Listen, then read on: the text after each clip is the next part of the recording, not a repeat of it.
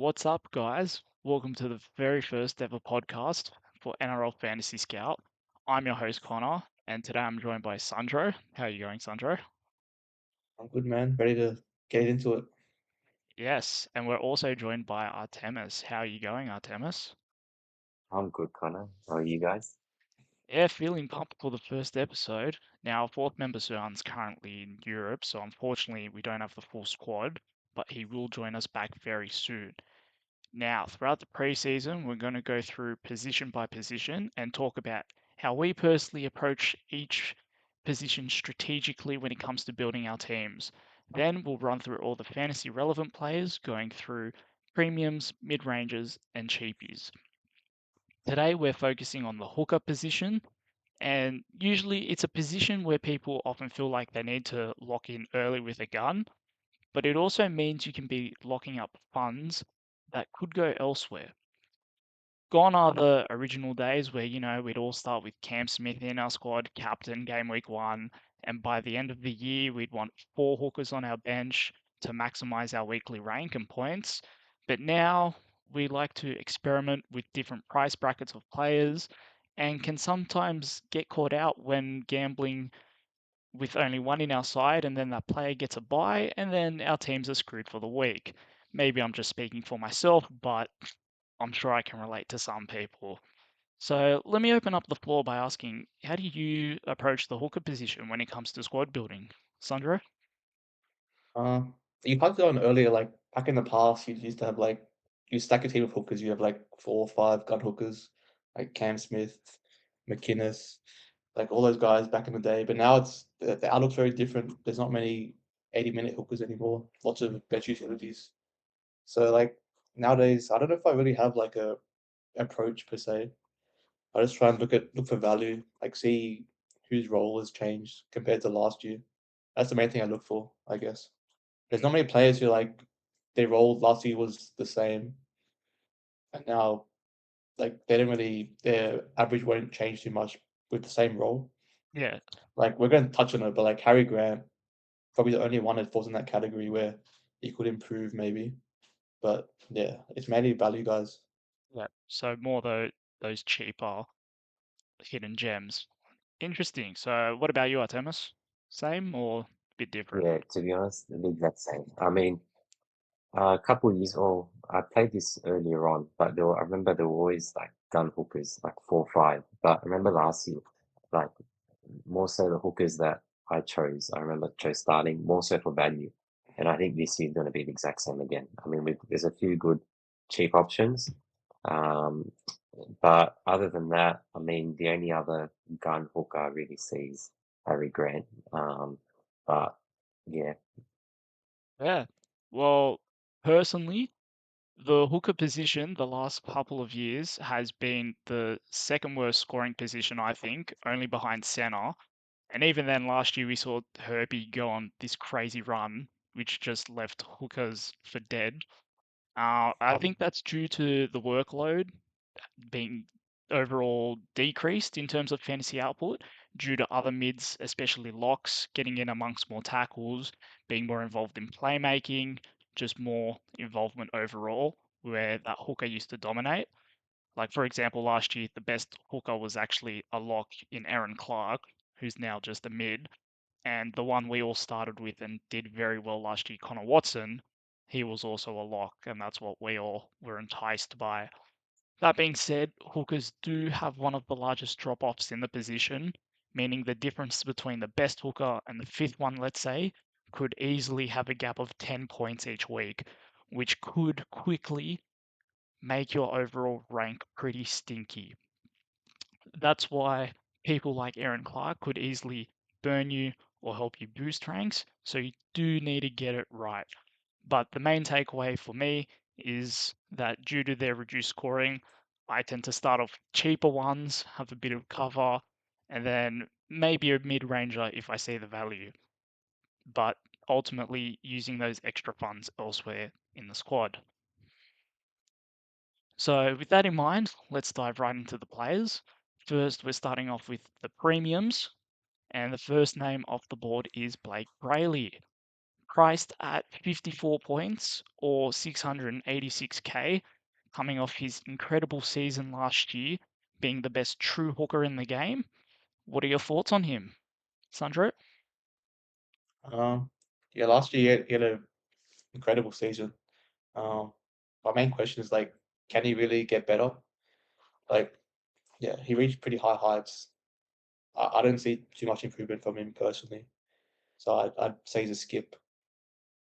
Yep, Artemis? I I agree. I think it was after the second game of Origin where he just went on an incredible run.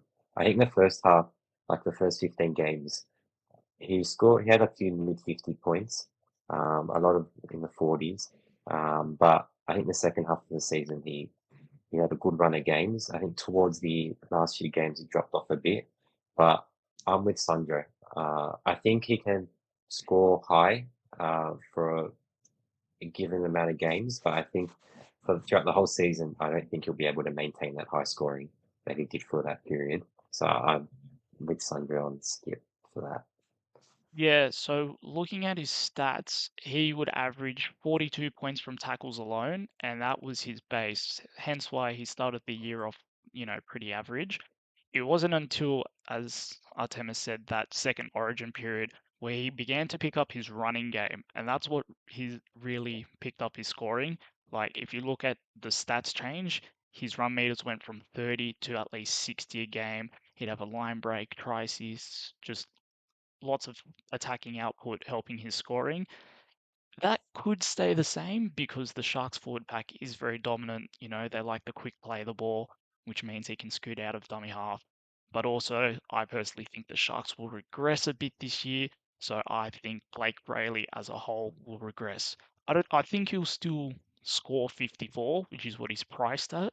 But personally, I would avoid because I don't think paying for his ultimate price at this point of the season is worth it when the goal is to increase squad value. All Well right, put, Connor. the next player is the one of interest. Very high ownership so far in fantasy this year in the preseason so far. It's Harry Grant, priced at 50 points or just under 650k. What are your thoughts? He's an interesting one. I actually want to hear you guys' thoughts. But I looked at the numbers. Since 2022, his average has gone down every single year. So 2022 averaged 60, 23 he averaged 57.3, 24 averaged 53.8, and then last year 50.7. So it's like 2 to 3 points every single year. Like, why do you guys think he's decreasing? Actually don't know. I don't know either. I mean, I don't know as well if the fact that, the change to Pappenhausen as well, and we're going to get a new fullback, whether that affects the Melbourne spine. But I mean, Melbourne are a consistent team. So I don't know why his average in terms of fantasy output has gone down. Um, but out of all the mids that are there, I lean towards him. But he did have a bad, I think, beginning of the season last year. He performed shocking in terms of fantasy, and picked up around Origin period. So hopefully it's the reverse, starting this season. But I'm still tossing up yet. I haven't done much analysis into um, the hooker position. Well, yeah, as yet, but yeah, we'll see. Do you Oh, guys reckon it'll keep going down? let me Sure. weigh in on this, Oh, Sancho. sorry. You go ahead. So looking at Harry's output the past over that 3-4 year period you said, he well just looking at his stats in general, he typically has a poor base. Poor base, 35 tackles, at least 4 missed, which means that's only 28 points we're already looking at. Where he thrives is when he has all those attacking stats. His try assists, line break assists, all that good stuff, which we know he is capable of playing, scooting through that famous Penrith try against Penrith last year that he scored that was so memorable. That's like a 20-point fantasy play in itself. But I think the decrease has been off the back of the Storm forward pack getting worse every year. I think they've slowly fell off in terms of their mids, and I think Storm in general have just strengthened more around the edges, or not the players per se, but they focused, hitting Eli Katoa, swinging out wide early to their big wingers. Like they're just not as middle dominant as the Cam Smith era was back in the day. You think the signing of Davi Yeah. Mawale could help that? As a Also, South fan, As a South yeah. I personally like him, but so far, unfortunately, he hasn't shown that. That being said, he's very young, and if there's anyone to make him better, it is Craig Bellamy. So he could easily be that devastating person. But being said, I think he will just fill that Nas role, which they've already been playing with. So I don't really think it improves it too much because it's more so the players like Josh King and stuff. They're very good, dirty get down players, but generate a quick play of the ball, not so much. Um, yeah, but Yeah. back on Harry personally, I will avoid because I like my hookers to be base machines. Call me boring, but I just don't trust the attacking upside for that price because he's very good in his purple patches, but the key part there is purple patches. Sorry, what were you going to say, Artemis? I think just move on to the next bit. I got a few more things to add. Yeah. Personally, like I had him locked in my team until the Chris Randall stuff came out the other day, and also the Sonny Luke signing for Cowboys, which affects Mahoney. So Grant was like locked in my team, but now there's all these value options popping up. Like, is he really needed? That's how I feel. Like, if I was going for a premium, I'd probably go him, but just not sure he's required anymore. There's definitely a few points of value. That's what I think, but It's is it enough to debatable. make him worth it? I don't think he'll keep going down. That's my take. I think if anything this season it'll go up because I think did you say his average was 50 Sunday last year, the lowest he got 50.7. That's what he averaged. 50.7. Yeah, I think this year will go up because there is no Katoa as well for the whole season. So Oh, I think how do you think that will impact? well, no, Connor was saying that the Melbourne Storm have strengthened their edges and a lot of the edge players do a lot of the ball running. So I'm not sure he's in line to replace Katoa, but Lasardi probably. maybe Lasardi, but Yeah. maybe Harry Grant will pick up more ball running. Could do. Maybe. Could do. Yeah, probably a watch for now. Yeah.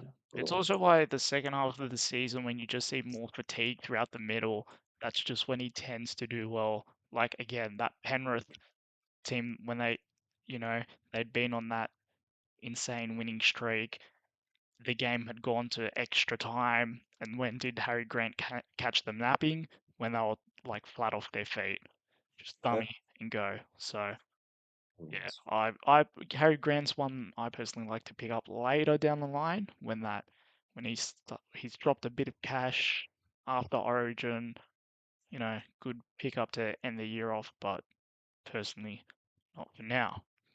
All right, moving on. The next player, Damo Cook, 629k, priced at 49 points. He's the Dragons starting hooker for could be 4 weeks based on the Jacob Little hamstring injury news. NRL Physio has said it's looking pretty bad, but Shane Flanagan thinks otherwise. What are your thoughts? It's interesting that Flano was like, oh, we think it'll be right for round one, but it's a grade 3 hammy. So, like, it's very unlikely. The NRL physio said that. And also, someone from the club source told me as well the same thing. They're aiming for probably round 5-ish. Yeah, if he plays 80 and like Little's definitely out for that long, like I don't mind Damien Cook. It's just more so like, will he play 80? Will they run a bench utility? But at the same time, like their backups, Connor Moore Hyson, he did his ACL last year in the New South Wales Cup. final. And then Haley Finau is on a training trial, so he can't even play until round 11. Yeah, I've got to see if there's going to be a bench utility. If he plays 80, I don't mind it, but for now, it's like wait and see. Well, I think as well, if because we've got King Tonya as a 14, right? Yeah, I don't know. I don't know if he can play hooker, but can he also? Because I mean, looking at the bench, they'll probably have him as the 14 and then three um, forwards. If I mean, St George had a lot of issues with outside backs, and Damien Cook had to move to centre for a couple of games. So can King Tonya play in centre if there was to be an injury in the back line? And if he can't, then I'd say Cook would move to centre, and then probably Flanagan will go to half. Oh, sorry, the hooker. Because I Yeah. mean, out of the team, there's no other players that can really play hooker unless King Tonya can play hooker, but I'm not too sure about that. I don't think he will play hooker. I think it's more likely, like you said, Flanagan moves to hooker and King Yeah. Tonga goes 5'8". It'll be an Yeah. interesting watch. Yeah. Well, regardless of the 80 minutes, I don't think there's too much upside here. His minutes are consistent and his output is solid. There's no question about it. But that's pretty much all there is about it. He's not, back to his beach sprinter days, fastest man alive, scooting from dummy half all the time.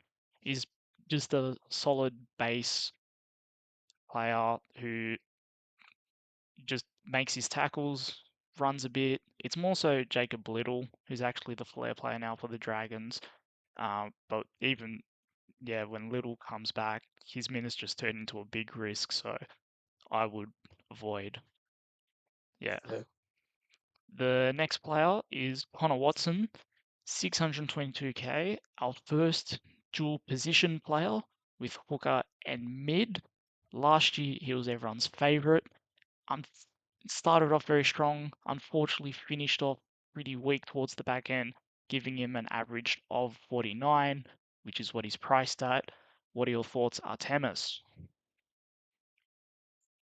I think with the signing of Reece Robson, he's from what I understand, and from I'll be silly if he doesn't start hooker.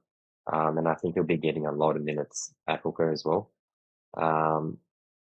Maybe Connor Watson might get maybe 20 minutes, 15, 20. But I think Connor Watson will play um, the lock role with Mafahu White.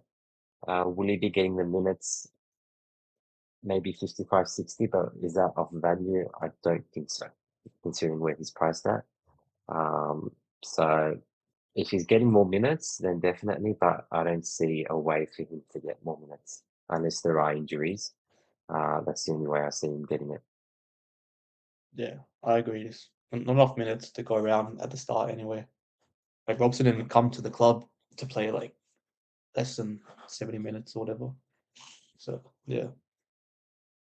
I think the Roosters are a team to watch this year, and Connor Watson will break games open, but unfortunately, he is already priced, 600k. That's just too much for just too much rotation because they've got so many good players. Yeah, I agree. Just an avoid for now. The next player is an interesting one. Wade Egan. He's always overlooked. Then he always just starts off very well each year. So is this the year we're finally going to look at him? Priced up 584k or 46 points. What do you think, Alessandro? No, I won't be looking at him. But you're right. Like I swear, like last year he scored like 70 to start the year or something. Like he started off crazy. Um, yeah, like they're probably gonna run tomorrow Martin at 14, maybe Sam Healy. So Egan, like he plays 80 sometimes, but not all the time, and he loves the HIA as well, Wade Egan. So yeah, not for me. Yeah, I'm the same. I think if he gets the full 80, it is worth looking at, but I don't see him getting 80. I think Sam Heaney, we saw the back half of him last year, and I really liked him as a player. So I think he's going to be getting, I don't know if he'll start the year, but I know he'll definitely be getting some game time. And I think he will be getting quite a few minutes and he'll be taking it off Wade Egan.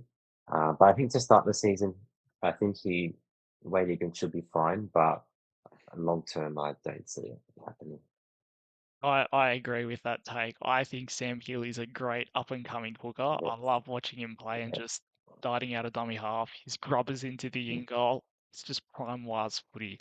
Love watching him. It's not Wade great. Egan's very good too, but yeah, Sam Healy's fun to watch, and I do think this year could be the transition year from Egan to Healy because Egan's not getting any younger, and unfortunately, if his HIAs do keep up, it's not, medically looking positive at that point. But I'm yeah, gonna make a claim about Sam Healy. I reckon like next 2 years become one of the best hookers in fantasy. I could see I him being I rate so good. that. 100%. Yeah. Yeah, I He's agree. very fun to watch. But yeah, that's the Yeah. Wade Egan. Next, He's Egan Appy. born. Next, we've got Appy, who isn't playing round one because the Tigers have a bye, but priced at 583k. Would you look to him, Artemis, to start off and maybe loop a hooker in or so? Or Nah, not really. I think the minutes is a question as well. I know they had Tannen De Silva last year to start, and I know the back end of the season he was playing full 80. But I just don't see the value in it. I think the only time he really scored highly was when he actually had a try contribution. Other than that, like his base stats, only when he plays the full 80, he gets decent scores. But if he's playing 60, 65, I don't really think he'll be scoring that highly to be of value. Yeah. There's the age factor. Of He's getting older. Yeah. He's not the same player he was. So yeah, easy avoid for me. yeah, I think Appy's not the fantasy scorer he once was, or even he's never been that pure fantasy output again because he's purely needs that attacking base to help him, like the Harry Grants. So yes, I would avoid at that price too. Now the next one is transfer Reece Robson from Cowboys to the Roosters, 579k, which is a bit of an underperforming year based on his standards. He's usually up there as the top hooker. What are your thoughts, Sandro? Um, he's similar to Grant, like I touched on earlier. Like Robson seems to like just go down in average every year. Again, I don't exactly know why, but anyway, we at the Roosters he should probably play 80 minutes, maybe 75. Um, yeah. At the Cowboys last year, he got subbed off early a few times, so there is a bit of value there. He's priced at 45.5. Um, maybe like 4-ish, 5-ish points of value, but as we'll touch on it soon, there's lots of value hookers, so I don't know if that amount of value is actually enough to make him worthwhile. Yeah. I think when he was, except more minus last year, I think a few years before, like the first 10 games, he had a very high scoring. Um, and I think we actually did analysis on that last year. He's the best scoring hooker, if I'm not wrong, Sandra, for the first 5-10 rounds. But last year, I don't know what happened. Um, he was scoring like low 30s, 40s. Do I think the change of team will change that? I don't think so. I think he was get, like Sandra said, he will get consistent minutes. He will get consistent scores, but I think there are better hookers out there, and I think at that value, at that price, I'd, I'd avoid. Yeah, I forgot about that. We did the analysis on that where we looked at it Yeah, in the first half of the season to the last half. Like yeah, around Origin every year, he'd just drop off just drop off. Yeah, and probably that's what it be was. tired, too much load. He Yeah. also plays Yeah, Origin too. Well, so that could Oh, thanks play for pointing that yeah, out. anyway. Yeah, yeah, yeah. I think that him being at the Roosters will help massively. He's going from the Cowboys, missed tackles galore to the Roosters, one of the best defensive teams, playing next to, good tackling forwards. And I know I'm a South fan, and it pains me to say it, but I think the Roosters with DCE they could be top four, even smoky Premier contenders this year, and Reece Robson will thrive off that, I believe. However, there is too much risk, so I'm willing to get burnt by this and maybe buy him 100k more expensive. But I want to see that performance first before I actually invest. I agree Would on you the give him? risks. We're gonna get a big top four. Yeah, yeah, I agree. But would you give Robson 5 games, or would you look if he's got the first 3 games, if he's scoring pretty well, would you buy in or would you still hold off? It depends first on how my hook is going and how the team is going as a whole. But again, like last year, I got burnt by Aaron Clark because there was just I thought, oh, the Warriors forwards are returning. I think there's going to be a dip. The dip never came. He just happened to be one of the best fantasy players out there. So this year, I'm willing to right my wrongs. Maybe not that quick 3 rounds. Would give it a month or two. But yeah, if I sense the Roosters are coming in hot, I'm willing to invest in them in fantasy because they're usually good fantasy scorers across the board in general. One more thing on Robson, like, because he plays Origin, Roosters have a round 5 buy. So like, if you're buying him like round 6 onwards, it's not that long until Origin. It's like you sort of have to start with him if you want to get him, but yeah, probably not for me. Well, that wraps up the premiums. Now we're moving to the mid ranges where it gets a bit trickier. There's a few potential diamonds in a lot of rough. We're opening up with Tom Starling. We all loved him last year. He's now 571k. Jaden Brayley's now a Raider. What are your thoughts, Sandro? Who cut off Tom Starling? Like, why is Tom Starling the first mid ranger? Because he's not that end game hooker. Okay, What differs I was the curious. premium and mid range, even though the price there is an 8k difference. I personally don't believe Tom Starling has that end game Uh, potential. Whereas all the other premiums, if they do well, they usually, you're still with them rounds 20 to 27. yeah, that makes sense. I was just curious. But anyway, yeah, Starling, like, his role is the same as last year pretty much. Maybe even Owen Paddy gets more minutes this year. So yeah, I don't see any point in having Starling. No, I think if it was 100k cheaper than it was at the same price last year, potentially. But I think Owen Paddy had a very good season last year, and I mean, he took a decent amount of minutes off Starling, and I wouldn't be surprised if he takes a little bit more off Starling. But like you said, they've also got Jaden Brady as well, so it'll be interesting to see. I mean, all it takes is a couple bad performances, and Ricky can just sub Jaden Brady back in. Um, but yeah, I'd avoid. I'd say if you're gonna buy a hook at that price, I'd go Reece Robson over Starling. But yeah, Yeah, avoid. 100% with that take. I would rather just spend 8k more and get Reece Robson. Tom Starling, he was good last year. He started with 70 minutes. It slowly dipped down to 60. Then it crept back up because he'd have a 10-minute shift at lock. I don't know. There's too much uncertainty with the Raiders, and they themselves might have a drop off because, well, they did extremely well last year. I doubt they're going to do that well. So, yeah, there's Do you reckon probably. Brady will play Cup for sure? Like, what do you guys reckon? It's a bit weird. Like, he moved the Raiders to not even make the team. Yeah, Yeah, see, I thought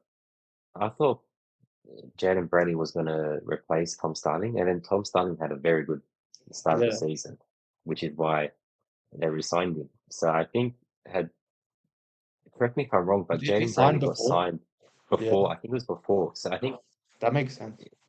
I think if it waited a couple months, I don't think Jaden Brady would have ended up at Canberra, if I'm being Yeah, honest. he got stitched up. But yeah, but I'd say he'd definitely start at Cup, and I think what it would take is a couple bad performances from Starling, and then Brady will take his role. Maybe even Owen Paddy might start. Jaden Brady come off the bench. It kind of just depends how Owen Paddy starts the season. yeah. Yeah, I think based on like as you said, the timeline of events was Jaden Brayley signed, Tom Starling does well, Tom Starling re-signs. I I think Ricky was using Jaden Brayley as a bridge hooker to increase Owen Paddy's minutes because he's still young. And then you just had that Yeah. issue that Tom Starling's performing. We need to keep him. There's no way we can Yeah. release him. Last year was heavily talks to Souths as I was listening to them. I was hoping for them at the time because, Hooker was a bit of an unknown, but it wasn't meant to be. But yeah, too many hookers. I think just he's an easy avoid. There's much better to purchase in and around that price, personally. The next player is another lot of uncertainty around him. Kurt Donahue, the Dolphins, their forward pack is just a mess in a good way. There's lots of talent to pick from, but that also means lots of fantasy headaches. 560k, he had a very great renaissance towards the end of last year. Are you interested? I think I don't know if any of us brought him in last year, but I think there was that period where we had the opportunity to bring him in, and I didn't, and because I just wasn't sure about his minutes, and ended up backfiring. I think, um, I mean, we Marshall King out. Um, he will get at the beginning of the season. He will start to get the minutes, but I think once Path comes back as well, it just depends how they line up, and I just I don't think I think it's going to be a very short term decision if I was to have him, but other than that, I don't see long term. Yeah, like last year, like we thought there was no minutes, and then every week it seemed like someone new was getting injured, so we just kept getting Yeah. minutes. But then this Yeah. year, for the most part, everyone's back. It's hard to see him playing 80. Um, yeah, JMK is out. I think like around 80ish or something, around 6 or 7. Okay. Yeah. And then Platt's around 3 and 4. Donahue might get good minutes until then, but it's just not long enough. There's this rookie. I don't know how to pronounce his last name actually. Let's call him John. We have him as the 14. He's a really good hooker. Yeah. He could spell Donahue for a bit, and also maybe Brad Snyder could get a spot. Yeah, there's too much uncertainty for Donahue to be an option, I reckon. Yeah, I agree. Just the forwards alone, let alone the hookers coming back. You got Plath, you got Gilbert, you got Flegler. They're all coming back within the first 2 months of the season. The Yeah. Dolphins are stacked. I think their whole forward pack is just an avoid at this point because, they've got to leave people out. Like even who doesn't make it on the bench, Lemuelu, Yeah. Keely. There's just We've too got much Morgan to Knowles as pick well, from. the new English Exactly, guy. Morgan Knowles, Yeah. the new signing.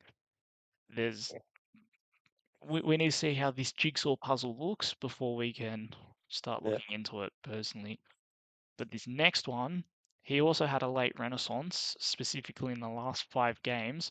Jake Simkin went from being a very poor scorer to now a player of very high interest because Tafanga, Chen Kum Tong, and Croker have all left, leaving the 80-minute role potentially open, priced at 509k, 40 points. Lots of value if he gets the 80. Sandro? Yeah. Sipkin's being talked about a lot in preseason because obviously, like you touched on, the other hooker options at the club pretty much left. But then they signed Zach Clay, and I don't see people talking about him too much, but I think he has that 14 spot definitely locked down, and he'll spell Simpkin maybe 20-ish minutes. Even if Clay doesn't make the team, I think they'll definitely run a utility like Joey Walsh or the young gun Zadis. So for me, like Simpkin really needs 80 to be good value. I just I don't see a world where he does. No, I agree, and I think especially if Zach Clay, he was the 14 at Roosters, and he was getting a decent amount of minutes. So if he's getting a decent amount of minutes at Roosters, I see the exact same thing happening at Manly. Um, I just if Simpkin plays the 80, then definitely worth a look at, but I just don't see it happening. All right, so last year he averaged 53 in his last 5 games. As I said, he played 80 minutes in all, but 53 means he's 13 points undervalued. I'll be honest, currently in my side, that is my starting hooker at the moment. But there's a big but.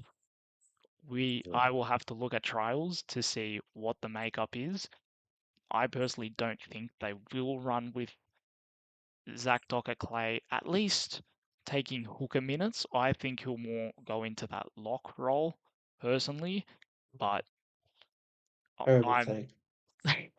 it is. But Zach Docker Clay, he hasn't played too many minutes. Or even if Simkin drops back and plays a bit of that freelancer kind of lock Well, you role. reckon they have 4 forwards on the bench? Is that what you're saying? That is what I'm saying. Because Yeah. there's Sandra, you've got to help me out. There's this one new forward they have who's really young, and I think he's going to get the fourth spot. That guy is a mountain, and he Maybe Lafai I think so. or Caleb Tabale. I don't know I which think one it he is, left but Lafai. I think he's he massive. emerged when they did the training session Yes, with the Dragons, that combined one, and I saw that. I forgot his name. yeah, this man, Yeah, I saw he that. looks a machine. Like I think they're just going to roll with four forwards Don't based get me on wrong, the if amount of Simkin plays injuries. 80, like, yeah, I really like him as an option, but I just don't think he will. But Yeah, we'll, that's we'll fair, see. and that's all Yeah, based on Yeah. team list, but got to wait yeah. and see. So I don't know. We're gonna have to look back at this, but did you know he said the last 5 games he played 80? Did yep, Manly have a bench 14? I think they had Savannah. I, Oh, okay. But I think he wasn't that played in the when middle. Travojevic wasn't Travojevic out towards the end of Yeah, the last Burger was season, out. Jake? So he was playing lock, I think. Or okay, we'll have to look at that. He played 80, so yeah. I can't Yeah, remember that's why, true. but he did. Yeah. Yeah. mm. Well, the next player also falls into a team list shenanigans mold. Phoenix Crossland, just under 500k, priced at 39 points. He loves playing, plays hooker, lock, played even in the halves last year, which made his price end up at 498.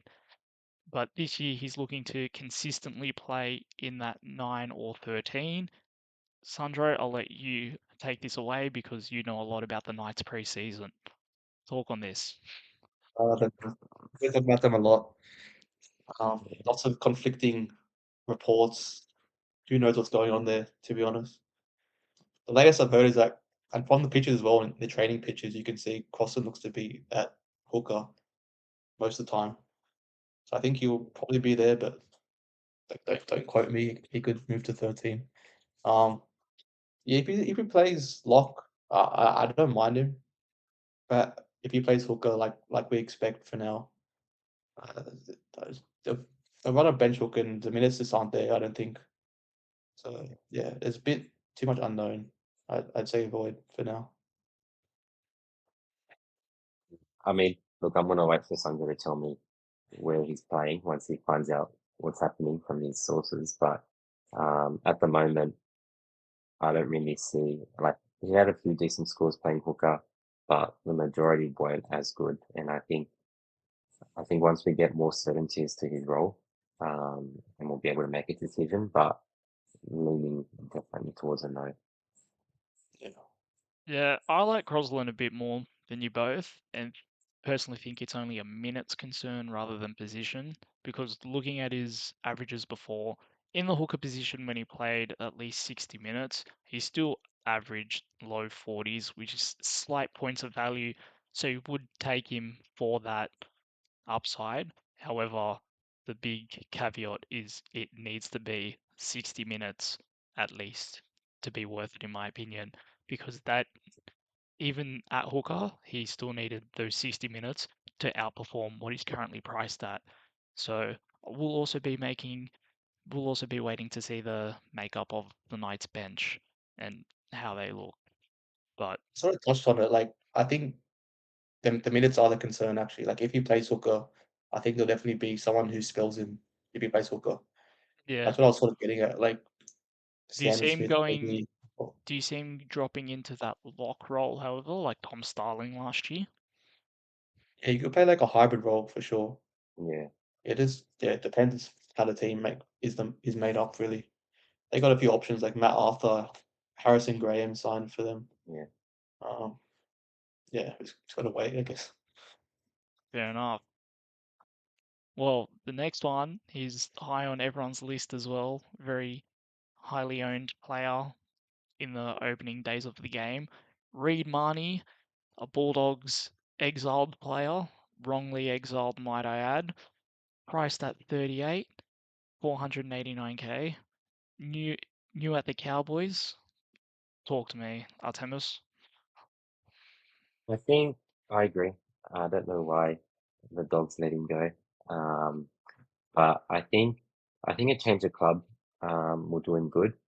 I think the minutes is going to be question, especially with the signing of Sonny Luke. But they've also got Harrison Edwards, who can play hooker as well.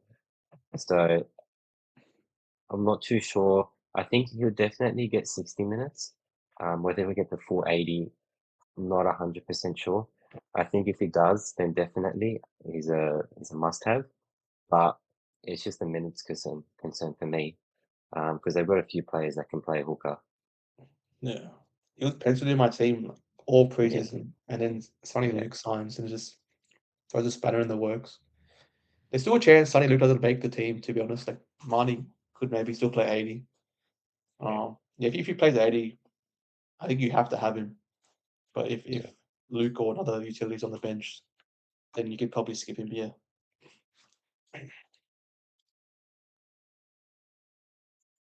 So, what would you do to gamble on him, Sandro? What do you mean, sorry? What would you take to gamble on him per se?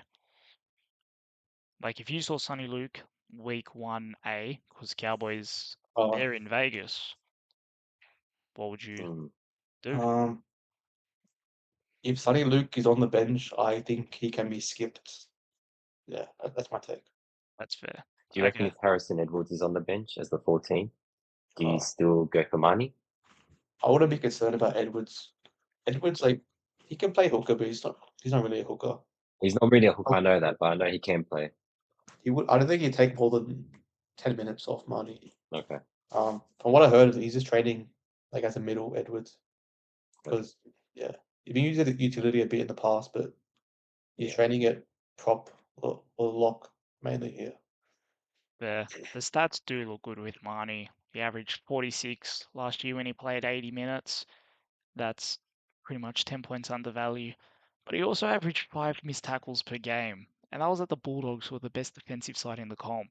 Now he's at the Cowboys, who they're a bit notorious for high scoring games, and most of the time not being on the good end of those high scoring games. I think there's trap written all over it. I think his missed tackles go up. And yeah, I just think that plummets his pace. Like you could be looking at a player like Kurt Capel when it was at the Sharks, missing like 8 tackles a game, and you just, you look at him and you think, just shaking your head. So You won't pick Marnie even if Luke's not on the bench. Is that what you're saying? yeah, if Simkin and Mahoney both their ideal positions come out, I'm picking Simkin. Damn, Mm. that's a big That's call. that's what So I'm you reckon there's saying. more value for Simkin than Marnie? I think there's more certainty in Simkin than Mahoney. Yep, Big call. it is a big Yeah. call, but as I said, the missed tackles going to the Cowboys where they're a bit shaky. That's what Reece Robson, a good tackler, he experienced those issues. Why is Reed Mahoney That's going to true. do much better? But yes. That's a good point. Yeah. Yeah, All that's fair. right. Next player wasn't considered until yesterday. Then these new articles came out of nowhere from training. Chris Randall, hooker mid DPP, 487k. Sandro, talk to me. What's he saying now?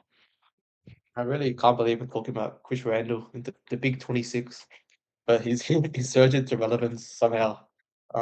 Yeah, initially we got the news that he'd be moving to the middle after playing second row last year.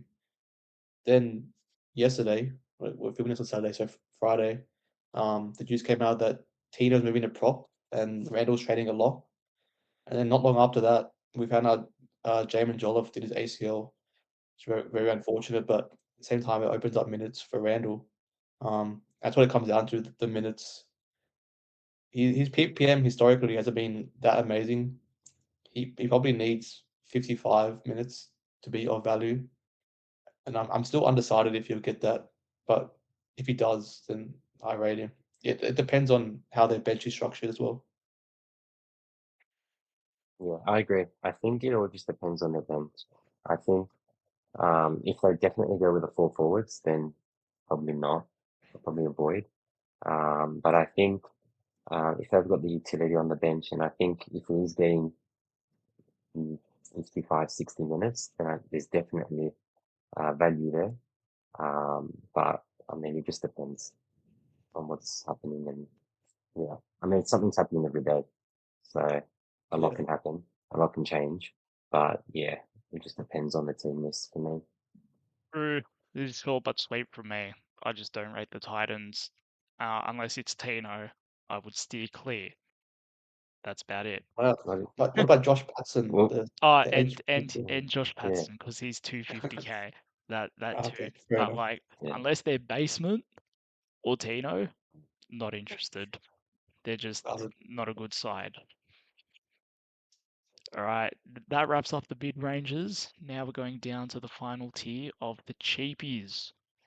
Opening up the cheapies, we've got a popular one, Bailey Hayward. He made that transition into Reed Marnie's position last year.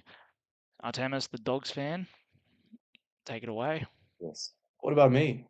You're also a Sanjay, Dogs you go fan, first. but You go first, mate. We're at Dogs fans, by the way, for the viewers listening. Yeah, and so hard too. Yeah, So Connor's hard. the odd one out. Connor's, yeah, they all yeah, suck. Rabbitohs fan. Anyway, go on, Sandro. Temis was talking, wasn't he? oh, sure, I'll go. I think when he moved to, or when the news first broke that Hayward was moving to 9, I was a bit, I wasn't sure about it because I really liked him at lock. Um, Fantasy wise at lock, I mean, he wasn't really an option, but I think for the team, he was very good. But moving to 9, um, the Dogs, they'll probably stick with Kurt Mann as the 14, but I think Kurt Mann and Salmon will switch minutes at lock. And I see Bailey Hayward getting majority of the minutes, maybe Kurt Mann getting, I don't know, 10, 15. But I think he only played like 4 or 5 games at hooker. Yeah. And the first few games he scored pretty well. And then to the last few games, I know especially with the Melbourne in the finals game, he had like, what was it? What was 15 tackles? Yeah. Yeah, something like that. I don't see him making 15 tackles every game. I think they're more outliers. I do see him. I don't see scoring, in the 50s. Definitely mid to high 40s. But even that, even if it's high 30s, there's still quite a bit of value there. So I'd say he's a lock for me. But yeah, out of all the hookers there, I'm more sold on him, but we'll see. Still got to do a Do you little bit mean more he's a reading. lock in your team or is a lock in real Yeah, life? lock in my team. No, oh well, I think he's a lock in real life, but he's a lock in my team. Oh, okay. Let's clarify. He's both. He's both. Yeah. He was locked in my team, but I'm getting a bit of cold feet. I don't know. There's value there, but it depends how much. I didn't Yeah, price point. I guess like he's only priced at 29.5 or something. So he yeah, doesn't have to score too highly. Even if he gets high 30s, like that's still 10 points. yeah. Yeah. It just depends on the minutes if he can clean up those missed tackles. Yeah, he has been a full preseason at 9 will definitely help him because last year like he sort of got thrown into the role after playing everywhere really. Yep. So yeah, he's a maybe for me. I'll be undecided. I'm with Artemis. I think I'll not say lock, but like 90% we'll say. Just there's too much value there. He did drop a 13 in 60 minutes against the Sharks, which was Dogs also were another bad week. poor in that game. That's the Everyone was poor in that game.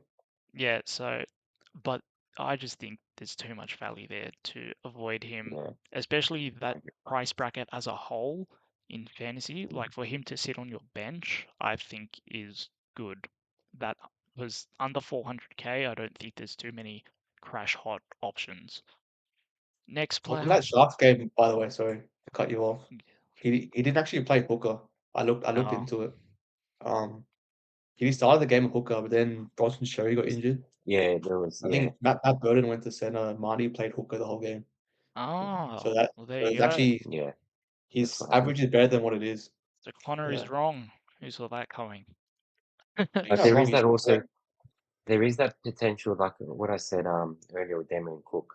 You know, if there is an injury to the outside back, I think Kurt Mann can definitely feel um, the injury in the back line, go centre, but it'll be between Haywood and Kurt Mann. And I'd say who's Oh, more comfortable, yeah. or even Burden would move to centre, and then maybe Haywood will go to the halves. So it True. just And then depends. Kirkman plays hooker the whole game. That'd be Maybe, terrible. maybe I don't know. Well, I know what we'd do if we run like a 14. We don't have many hookers really. Like we signed Gordon Mm, and no. there's Patrick Young. yeah, He hasn't played yet. Sean O'Sullivan. Yeah, pretty dire. Hmm. Well, the next player yeah, is the same, a bit of a unknown. Well, he's played hooker before in Premiership winning side as well. Brandon Smith, 300k, made his return back to NRL at Souths last year off his hiatus. We won't talk about that. But hooker bid DPP. What are your thoughts, Sandro?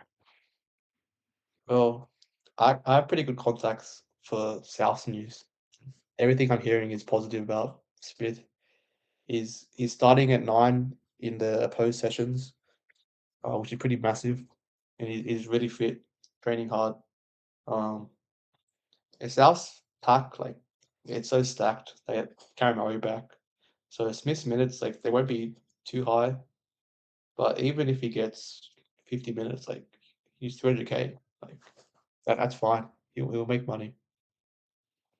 Do you reckon there's a potential for him to move and play in the middle, or Oh is yeah, he I think I purely a hooker? I think in the minutes projections I did, I got Mama's Ellis at 14. It's like Mama will come Yeah, on, Smith moves to the middle, plays a bit of a hybrid role. But Yeah, yeah, yeah, yeah, that's as a South fan, and this is also just what I want to say as well. I think Mamo's the better hooker, and also just Brandon Smith in general. I think his best position is in the middle, like the way he just burrows in tackles and stuff. So yeah. for him to play big mints at hooker, I'd personally rather not see. I'd rather a little stint come off Mamo. He can play 60 minutes or so, and then he comes on for a spell just in the middle to, shake things up when there's fatigue in the game. However, from a fantasy perspective, 300k, he's just better than that. He's in my side. Yeah. no, Well put. I agree that Mammo's a better 9 probably than Cheese, yeah, but no. anyway. We'll see what Wayne does. And the final player for the day, Talon De Silva, the late transfer last year, crossed from Tigers to Para. 250k basement price. What are your thoughts, Alessandro? Um, it's pretty irrelevant for me. Like I've seen some people predict that he'll start. I think mainly because of the contract he signed last year, like 60k or whatever it was. Um, Even if he does, like Riley Smith's there, he's gonna play a lot of minutes. Riley Smith, so the minutes will be split. I think it makes both of them just non-options really. Like I think last year, De Silva played only like 20 minutes ish off the bench.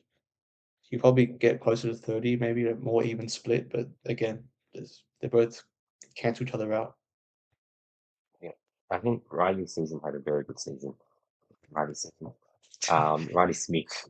Riley Smith had a very good season last year, and I think he's going to get around the 20-25 minutes mark. Talon De Silva. I think if there is an injury to Smith, then definitely Silva's a buy.